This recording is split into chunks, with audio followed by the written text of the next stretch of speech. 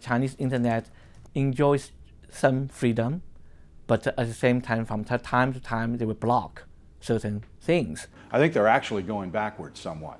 There is a view, not a terribly popular one, that the fact that China has had a controlled political system has actually helped them to grow economically. In the business community, you'll find that most Chinese have access to the internet, but a different internet, one molded by the Chinese government. They have all sorts of fancy filtering technologies that allow them to filter searches on certain keywords.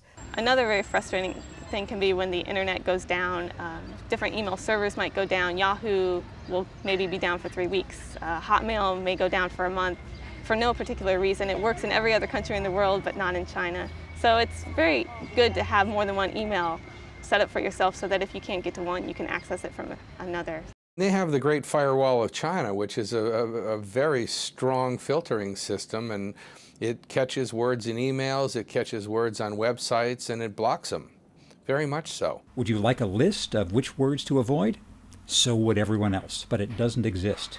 Even CCTV, the government's official television network, has trouble figuring things out on a day-by-day basis. They don't always know what's okay and what's not okay.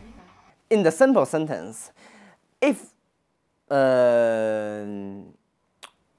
it's a big question, really, for a media worker in China. Right. Normally, if not particularly related to some very sensitive or political issue, we will public them. But if something very, very bad for Chinese political opinion or for the party, you know, we will not use that. There's a business consequence to this. If something bad happens in China, like a chemical spill, you could be the last to hear of it. People in the Home Office could wonder if you're out of the loop. On the other hand, you could be among the first to hear of it. Censorship in China is elastic. It's constantly changing. And nowhere is this more apparent than on the internet. Sometimes a website like the BBC or YouTube will be blocked, sometimes not. It's not a wall, it's elastic, and it's a lot harder to outmaneuver a moving target.